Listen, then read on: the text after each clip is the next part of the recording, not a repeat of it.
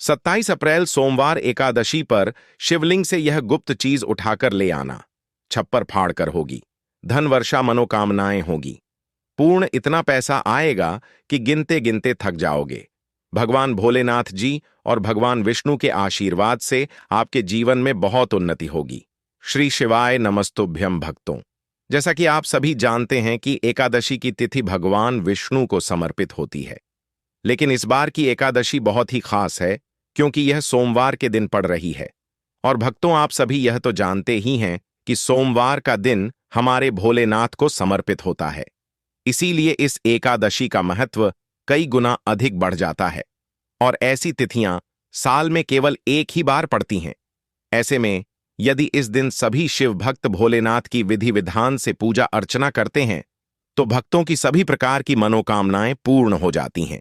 इसी के साथ भक्तों, 27 अप्रैल सोमवार एकादशी पर व्रत रखने से भगवान शिव और भगवान विष्णु की विशेष कृपा प्राप्त होती है।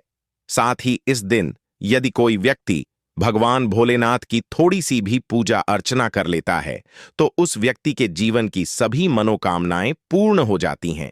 उस व्यक्ति के जीवन के हर कष्ट समाप्त हो जाते हैं और उस व्यक्ति के जीवन में धन प्राप्ति के सभी रास्ते खुलने लगते हैं। तो चलिए वीडियो को शुरू करते हैं। लेकिन उससे पहले अगर आप भी चाहते हैं कि भगवान भोलेनाथ का आशीर्वाद आपके ऊपर सदैव बना रहे तो इस वीडियो को एक लाइक करें और चैनल को सब्सक्राइब करके कमेंट में ओम नमः शिवाय या हर हर महादेव जरूर लिखें। तो भक्तों, आज हम जानेंगे कि आपको 27 अप्रैल सोमवार एकादशी पर भगवान भोलेनाथ के मंदिर जाकर के कौन सी वस्तुएं भोलेनाथ को अर्पित करना है और वह कौन सी गुप्त चीज है जिसे आपको सोमवार एकादशी पर शिवलिंग से उठाकर लेकर के आनी है, जिससे कि आपके घर से दुख दरिद्रता और सारी परेशानियां हमेशा के लिए समाप्त हो जाएं और आपके घर में हमेशा ही सुख समृद्धि और सौभाग्य बना रहे। तो भक्तों, आप सभी यह तो जानते ही हैं कि देवों के देव महादेव यदि किसी व्यक्ति पर अपनी कृपा कर देते हैं तो साक्षात्कार काल भी उसका कुछ नहीं बिगाड़ पाता है। इसीलिए भक्तों, आज की इस वीडियो में हम आपको बताएंगे कि कैसे आप भोलेनाथ को प्रसन्न कर सकते हैं और आपको भोलेनाथ का आशीर्वाद प्राप्त हो सकता है और किस प्रकार से आपको इस दिन भगवान भोलेनाथ की पूजा अर्चना करनी है और साथ ही वह कौन सी गुप्त चीज है जिसे आपको इस दिन शिवलिंग से चुपचाप लेकर के आज जाना है ताकि आपके घर पर अन्न और धन का भंडार कभी भी कम ना हो। देखिए भक्तों, आपके जीवन में चाहे कितनी ही बड़ी परेशानी हो, कितनी ही बड़ी दिक्कत क्यों ना हो, मान लीजिए यदि आपके जीवन में बहुत अधिक धन की समस्या है, आप नौकरी की प्राप्ति के लिए बहुत ही ज्यादा परेशान हो चुके हैं, आपके शत्रुओं ने आपको घेर लिया है, संतान की प्राप्ति आपको नहीं हो पा रही है, तो एक बात का ध्यान रखिएगा कि यदि आप भी 27 अप्रैल सोमवार एकादशी पर यदि भगवान शिव से जुड़े कुछ उपाय कर लेते हैं तो फिर आपकी चाहे कितनी ही बड़ी मनोकामना हो, कितना ही बड़ा कष्ट हो, वो खत्म हो जाता है और आपकी हर मनोकामना पूर्ण हो जाती है। मान लीजिए यदि आपके ऊपर कोई दोष लगा हुआ है, जैसे वास्तु दोष, शनि दोष, पितृदोष या कोई भी दोष लगा हुआ है, तो आपको सोमवार एकादशी पर यह गुप्त चीज शिवलिंग से लेकर के आ जाना है। आपके जीवन से सारी परेशानियां दूर हो जाएंगी और आपके जीवन में धन आने के सारे मार्ग खुल जाएंगे। भक्तों, एक विशेष बात का हमेशा ध्यान रखें कि जब भी हम भगवान भोलेनाथ की पूजा करते हैं तो हमें धैर्य रखना चाहिए, विश्वास रखना चाहिए और श्रद्धा के साथ भगवान भोलेनाथ की पूजा करनी चाहिए, क्योंकि भगवान भोलेनाथ बहुत ही भोले हैं। वह किसी भी व्यक्ति की थोड़ी सी ही पूजा से, साधना से तुरंत ही प्रसन्न हो जाते हैं। इसीलिए 27 अप्रैल सोमवार एकादशी पर कुछ ऐसी चीजें हैं जो आपको अवश्य पता होनी चाहिए, क्योंकि इस दिन यदि आप भगवान भोलेनाथ के सामने पूजा करने जा रहे हैं और मान के चलिए यदि आपने अगर कोई गलती कर दी तो भगवान भोलेनाथ आपसे क्रोधित हो जाएंगे और आपने सही तरीके से पूजा की होगी तो साक्षात आपको भगवान भोलेनाथ उसी दिन आशीर्वाद दे देंगे और इसके के बाद आपके जीवन में कभी कोई परेशानी नहीं आएगी। तो भक्तों, आपको हम वो सभी चीजें बताने वाले हैं, इसलिए आपको सभी इस वीडियो में अंत तक बने रहिए। तो भक्तों, ध्यान दीजिए, इस वर्ष एकादशी को लेकर कई लोगों के मन भ्रम बना हुआ है कि एकादशी की तिथि 26 अप्रैल को है या 27 अप्रैल को। तो भक्तों, वैशाख माह के शुक्ल पक्ष की एकादशी तिथि पर मोहिनी एकादशी मनाई जाती है। इस साल वैशाख माह के शुक्ल पक्ष की एकादशी 26 अप्रैल को शाम 6:07 पर शुरू होगी और इसकी समाप्ति 27 अप्रैल को शाम 6:16 पर होगी। सनातन धर्म में उदया तिथि को खास माना जाता है, इसीलिए मोहिनी एकादशी का व्रत 27 अप्रैल सोमवार को रखा जाएगा। अब भक्तों, पारण की बात करें तो एकादशी व्रत में पारण का विशेष महत्व होता है, इसीलिए एकादशी व्रत का पारण शुभ दिन मुहूर्त में ही करना चाहिए। एकादशी व्रत का पारण द्वादशी तिथि पर किया जाता है। ऐसे में मोहिनी एकादशी का पारण 28 अप्रैल को सुबह 5:43 से लेकर सुबह 8:21 तक किया जाएगा। व्रत का पारण करने के बाद अन्न और धन का दान जरूर करना चाहिए। तो भक्तों, सोमवार एकादशी पर सबसे पहले तो आपको भगवान भोलेनाथ के मंदिर जाना होगा और यह जितने भी उपाय आपको बताए जाएंगे, यह आपको भगवान शिव के मंदिर में ही करने होंगे। देखिए, अक्सर कई भक्तों का प्रश्न होता है, गुरुजी, हमारे घर पर शिवलिंग है क्या, हम घर पर पूजा नहीं कर सकते? तो इसका उत्तर है नहीं। इस उपाय के लिए आपको मंदिर जाना पड़ेगा, क्योंकि मंदिर का जो शिवलिंग होता है और जो घर का शिवलिंग होता है, इसमें बहुत ज्यादा फर्क होता है। जो मंदिर का शिवलिंग होता है और इसकी जो शक्ति होती है, वह आपके घर के शिवलिंग से करोड़ों गुना ज्यादा अधिक होती है। इसमें ऐसी सकारात्मक ऊर्जा होती है जिसके सामने अगर आप थोड़ी सी पूजा करते हैं तो तुरंत ही उसका फल आपको मिलता है और आपके जीवन की हर परेशानी चली जाती है। तो आपको जितने भी आज उपाय बताए जा रहे हैं, आपके जीवन की परेशानी को खत्म करने के लिए, आपकी मनोकामना पूर्ति के लिए, तो इन उपायों के लिए तो आपको मंदिर जाना पड़ेगा। और 27 अप्रैल सोमवार एकादशी की तिथि भी पड़ रही है।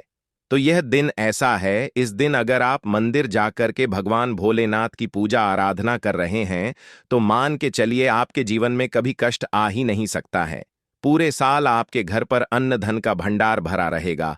तो आपको क्या लेकर जाना है वह आपको नोट कर लेना है, क्योंकि भक्तों, अगर आपने एक भी गलती कर दी तो आपकी पूजा संपन्न नहीं मानी जाएगी। तो भक्तों, सबसे पहली जो वस्तु है जो कि आपको शिव मंदिर लेकर के जाना है, वह एक लोटा जल। अब महाराज, यहां पर कई लोगों का प्रश्न रहता है कि गुरुजी, जल जो है वह तो शिवालय में भी मिल जाता है, शिव मंदिर में मिल जाता है, तो क्या जल मंदिर से ले सकते हैं? तो इसका जवाब है नहीं। आपको यह जो जल है, इसे अपने घर के रसोई घर से ही लेकर के जाना है। अब भक्तों, इसका भी एक कारण है। घर से इसलिए आपको जल ले जाना है ताकि आपके घर का जो जल आप लेकर जा रहे हैं, भगवान भोलेनाथ पर चढ़ाने के लिए, उसी जल के द्वारा आप भगवान से जुड़ जाएंगे। उस जल के द्वारा आप भगवान को अपनी सभी परेशानियां बता देंगे और उस जल को जैसे ही भगवान भोलेनाथ पर आप चढ़ाएंगे, अपनी समस्याओं को बताते हुए वह समस्या आपकी खत्म हो जाएंगी। इसलिए घर से ही आपको एक लोटा जल लेकर के जाना है। इसी के साथ भक्तों, जो जल आप लेकर के जा रहे हैं उसमें आप चाहे तो 1 से 2 बूंद गंगा जल की भी डाल सकते हैं, क्योंकि गंगा जल से युक्त जल समर्पित करने से भगवान शिव हमसे बहुत अधिक प्रसन्न होते हैं। अब भक्तों, इसी के साथ में आपको एक प्यारी सी और एक सुंदर सी बेलपत्र भी लेकर के जानी है। बेलपत्र को लेते समय ध्यान रखें कि यह कहीं से भी टूटी हुई या फिर खंडित नहीं होनी चाहिए। इसी के साथ में 27 अप्रैल को है सोमवार एकादशी। तो इस दिन आपको बेलपत्र के वृक्ष से बेलपत्र को तोड़कर नहीं लाना है, क्योंकि ऐसा करना भगवान शिव को क्रोधित भी कर सकता है। इसीलिए आप यदि हो सके तो एक दिन पहले ही बेलपत्र तोड़ के ला सकते हैं, या फिर आपको शिवलिंग पर चढ़ा हुआ बेलपत्र शुद्ध जल से धोकर उसका प्रयोग कर लेना है। अब अगली जो वस्तु है वह आपको लेकर आपके जानी है। सफेद पुष्प महाराज केतकी को छोड़कर सफेद पुष्प भगवान भोलेनाथ को चढ़ाए जाते हैं। इसीलिए सफेद पुष्प सोमवार एकादशी पर आपको भगवान भोलेनाथ के लिए लेकर के जाना है, ताकि भगवान भोलेनाथ का आशीर्वाद आपको मिल जाए, जिसके बाद आपके जीवन के हर परेशानी खत्म हो जाएगी। इसके बाद आपको भगवान शिव के मंदिर में सफेद या पीला चंदन भी लेकर के जाना है। और ध्यान रखें कि भगवान भोलेनाथ को अगर आप दूध अर्पित करने जा रहे हैं तो एकदम कच्चा दूध होना चाहिए, गर्म किया हुआ दूध नहीं होना चाहिए, कच्चा दूध होना चाहिए। अब भक्तों, आपको और क्या क्या ले जाना है देखिए। अगर आप चाहते हैं कि आपकी हर मनोकामना पूरी हो तो एक छोटा डिब्बा लीजिए, उसमें काली मिर्च भरकर ले जाइए। देखिए, बहुत ध्यान से सुनिए जितनी आपको बातें बताई जा रही हैं। एक डिब्बे में काली मिर्च भर के एक लाल कपड़ा लीजिए, उसमें लौंग कपूर रखें और इसको मौली धागे से बांध करके आपको अपनी जेब में रख के ले जाना है। सिर्फ इतनी चीज आपको ले जानी है सोमवार एकादशी के दिन। अब भक्तों, आपको पूजा कैसे करनी है इसे भी ध्यान से सुनिए, और जितनी भी चीजें आपको बताई जा रही हैं इन चीजों को आपको ले जाना है और शिवालय से वापस लेकर के आना है अपने घर पर, ताकि आपको धन की प्राप्ति हो सके और आपकी कोई भी मनोकामना हो वह पूर्ण हो जाए। तो भक्तों, आप सबसे पहले स्नान आदि करके 27 अप्रैल सोमवार एकादशी पर जाएंगे शिव जी के मंदिर में। तो सबसे पहले आपको इस बात का ध्यान रखना है, मंदिर जाने से पहले ही काले या नीले कपड़े धारण करके मंदिर ना जाए, वरना भगवान भोलेनाथ का आपको क्रोधित रूप देखना पड़ सकता है। अब सबसे पहले आपको भगवान शिव के शिवलिंग पर एक धारा से जल समर्पित करते जाना है और आपको मन ही मन श्री शिवाय नमस्तुभ्यम या ओम नमः शिवाय इस मंत्र का जाप करते रहना है। अब भक्तों, इसके बाद आपको भगवान शिव के शिवलिंग पर चंदन लगाना है। चंदन लगाने के बाद भगवान भोलेनाथ पर आपको बेलपत्र समर्पित करना है। फिर इसके बाद आपको भगवान भोलेनाथ पर सफेद पुष्प अर्पित कर देना है। सिर्फ इतना आपको करना है। दूध अगर आप चढ़ाना चाहते हैं तो दूध भी आप चढ़ा सकते हैं, इतना बस आपको करना है। इतना करने के बाद आपको वहां पर खड़े होकर 108 बार, बहुत ध्यान से सुनिएगा, 108 बार आपको ओम नमः शिवाय का जाप करना है। या तो आप 108 बार जाप कर लीजिए या 51 बार कर लीजिए। अब आपको क्या करना है, एक डिब्बा जो काली मिर्च का आप ले गए थे, उस काली मिर्च के डिब्बे को आपको शिवलिंग पर जो जलहरी होती है, जहां से जल बह के नीचे गिरता है, इस जलहरी के वहां पर आपको जो काली मिर्च लेकर के गए थे, उस काली मिर्च को आपको स्पर्श करना है। कहां, शिवलिंग पर जहां से जल नीचे गिरता है उस स्थान पर, और यह काली मिर्च आपको अपने पास वापस रख लेना है। अब जो आप लाल पोटली ले गए हैं बंद करके लौंग और कपूर की, इसको भी आपको स्पर्श कराना है शिवलिंग की जलहरी के वहां पर, और इसे भी आपको वापस रख लेना है। अब आपको क्या करना है, जिस लोटे में पानी ले गए थे या जिस लोटे में भी आप दूध ले गए थे, उसमें आपको क्या करना है। देखिए, आप सभी को पता है कि जब भी हम शिवलिंग पर जल अर्पित करते हैं तो वह शिवलिंग से होकर के जलधारी की ओर बह के आता है और नीचे गिरता है। तो जहां से भी वह जल नीचे गिरता है वहां आपको अपना यह लोटा रखना है और इस लोटे में आपको कुछ जल वापस झेलना है। भक्तों, ध्यान रखिएगा, जो आप लोटे में जल भर कर ले गए हैं वो जल आपको वापस बचाना नहीं है, वो तो पूरा आपको भगवान भोलेनाथ को अर्पित कर देना है। अब भक्तों, आपका सवाल रहेगा कि कई लोग शिवलिंग पर जल चढ़ा रहे हैं, तो इस बात की चिंता न करें, क्योंकि भगवान भोलेनाथ के शिवलिंग पर जब भी जल चढ़ाया जाता है तो वह अमृत बन जाता है।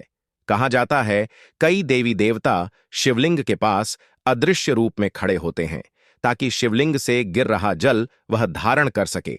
इतना पवित्र होता है शिवलिंग पर से गिरता हुआ जल।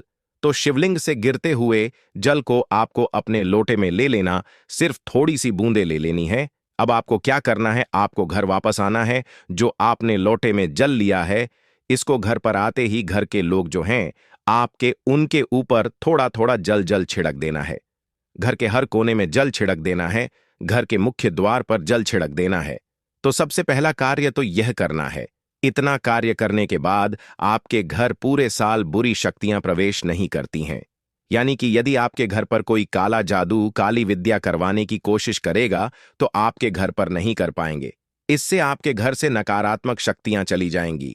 अब भक्तों, जो आप काली मिर्च को भगवान भोलेनाथ जी के शिवलिंग से छुआ कर लाए थे, इसको पूजा घर में रखें। ये जो काली मिर्च का डिब्बा है आपके पास, इसे कभी भी आप किसी शुभ कार्य के लिए निकले, जैसे कि मान लीजिए आप बिजनेस मीटिंग के लिए जा रहे हैं नौकरी की प्राप्ति के लिए जा रहे हैं, तो इस काली मिर्च को अपने शुभ कार्य को करने से पहले अपने मुख्य द्वार पर रखें और इसे कुचलते हुए जाएं। ऐसा करने से आपको आपके काम में जो भी बाधा आने वाली होंगी, वह बाधाएं भगवान भोलेनाथ के आशीर्वाद से अपने आप ही हट जाएंगी और आप जिस कार्य के लिए भी जाएंगे उस कार्य में आपको सफलता मिलेगी और आपको भगवान भोलेनाथ का साक्षात आशीर्वाद मिलेगा। सोमवार एकादशी के दिन और आपके जीवन से हर परेशानी चली जाएगी। इसी के साथ सोमवार एकादशी की रात आप अपनी सभी प्रकार के बुरी अनिष्ट शक्तियों से छुटकारा पा सकते हैं। जो लोग भोलेनाथ जी की पूजा करना चाहते हैं, वो इस दिन अपने घर पर पारद शिवलिंग रख लीजिए। तो सबसे पहले तो आपको अपने घर पर रखें, शिवलिंग का पूजन करना है।